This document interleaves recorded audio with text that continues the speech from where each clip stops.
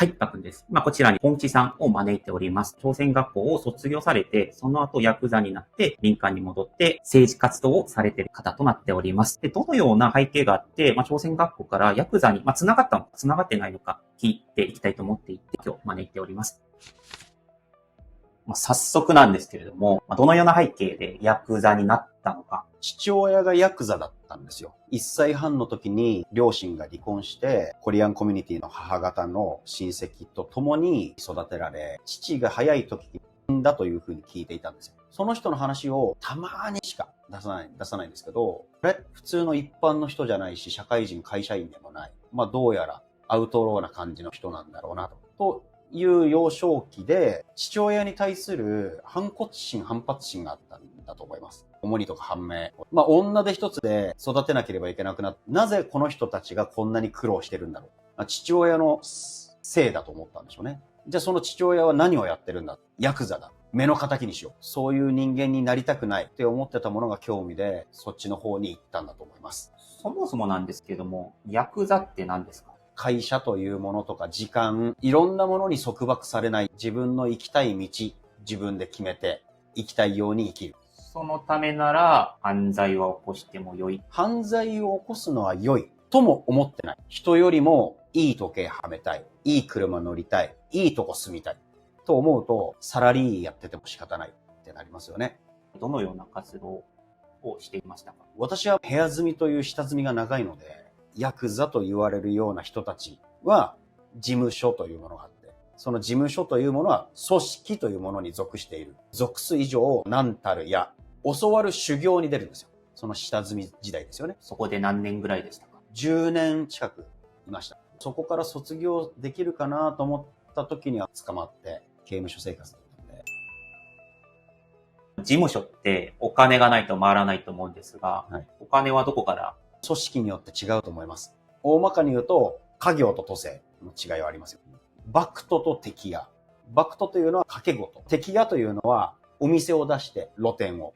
そこで収益を上げる。私たちはバクトの方の組織にいて。バクトというのは掛け事。掛け事イコール揉め事。揉め事イコール周りの人たちからのその盛り台だったり、相談を受けて相談料を見かじめる。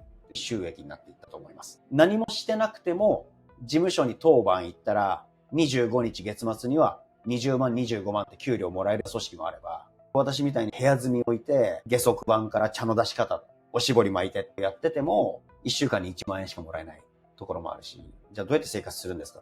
女もできりゃ子供もできるでしょっていう感じですか。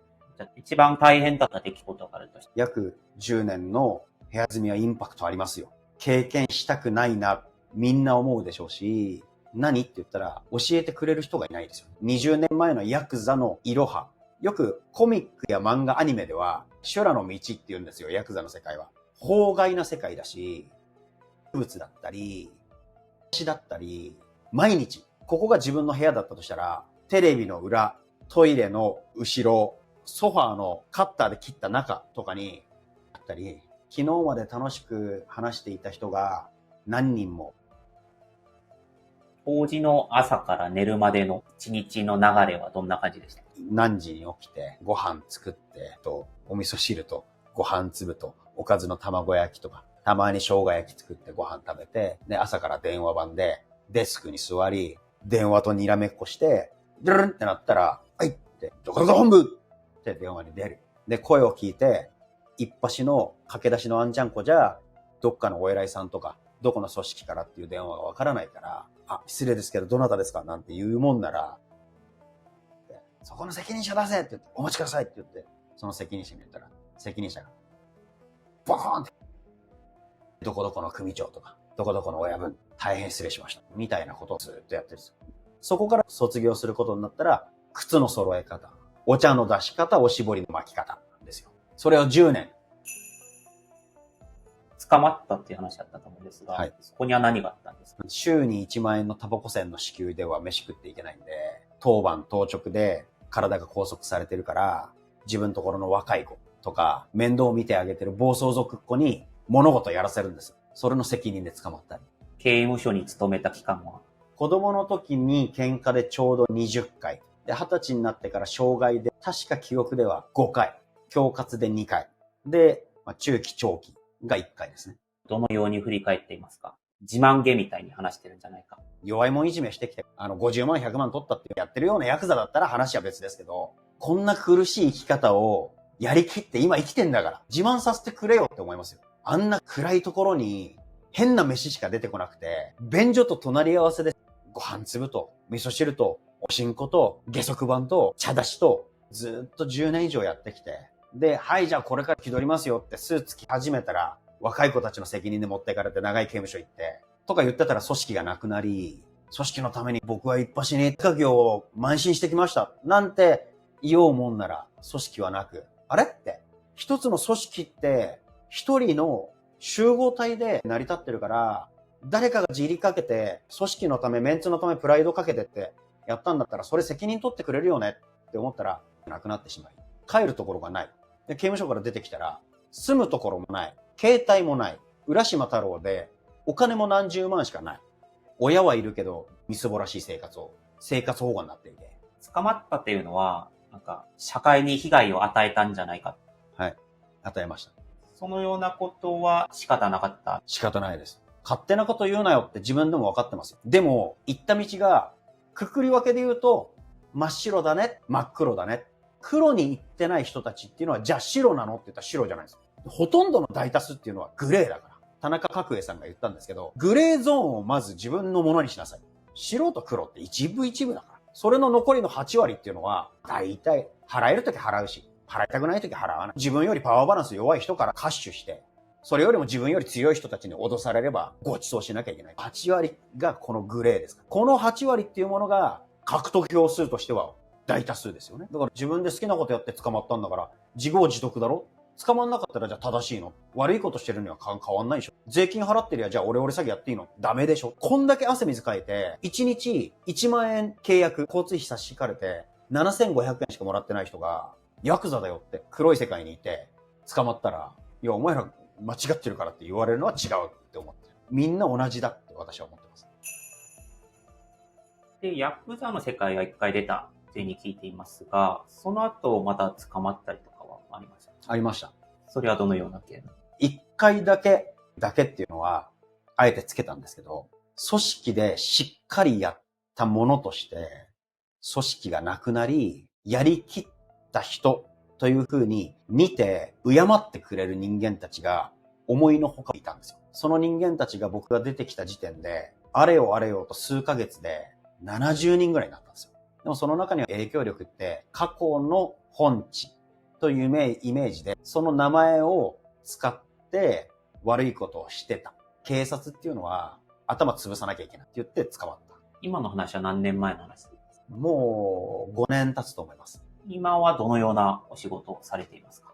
飲食もそうですし、ゴミ屋さんもそうですし、普通の会社の IT もそうですし、会社経営と店舗経営ですね。今は豊かになられてるようなイメージがあって、先ほどの話だと、ちょっと大変だったから、仕方ない部分があったよね、イメージだったんですけど。じゃあ今になってからはないですね。ズバッと言いますけど、ないですね。別の動画で、秋葉原の店舗を回って、で、それでお金をいただいてる内容を見たことがあります。結局、みかじめ料を取っていて、やってること昔と一緒なんじゃないかっていう話がありました。見る人によって違うと思います。じゃあ大きな会社さんは自分たちの傘下とか名前を貸してるっていうので、フランチャイズもじゃあそうじゃないのって僕は感じますね。フランチャイズでのれん分け、儲かっている知名度のある焼肉屋さんの名前、それを名前貸してください。焼肉屋のやり方、お客さん付け、のれん分けしてあげる。その代わり、売上の何%、これは同じじゃないかなって思うんですけど。最後の質問ですが、子供食堂だったりとか、そういった活動もされてるイメージがあります。はい、子供食堂というのは、恵まれない子供たちに、食に、環境に恵まれないことがないようにするシーン、場所をステージを作る。だから国は社会貢献な場所に対してはセーフティーなお金を渡しますということなんですけど、私はいらない。